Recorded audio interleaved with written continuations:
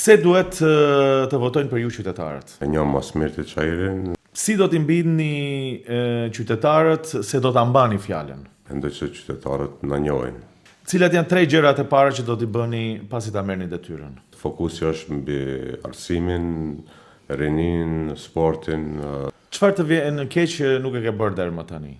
Pa atë që se kemi bërë dhe e bëjmë tash. Pse është më mirë pushteti lokal se sa i qendrori? Më mirë i pari nga tonë se sa i fundit në qytet. A do votojnë qytetarët sipas bindjeve apo interesit? Po edhe interesit, po në kuptimin pozitiv. Votat e maqedonasve a janë jetike për fitoren tuaj? Ne do fitojmë me votat e shqiptarëve. Ato do janë vlerë e shtume. Pika e dobët e kundërshtarit tuaj?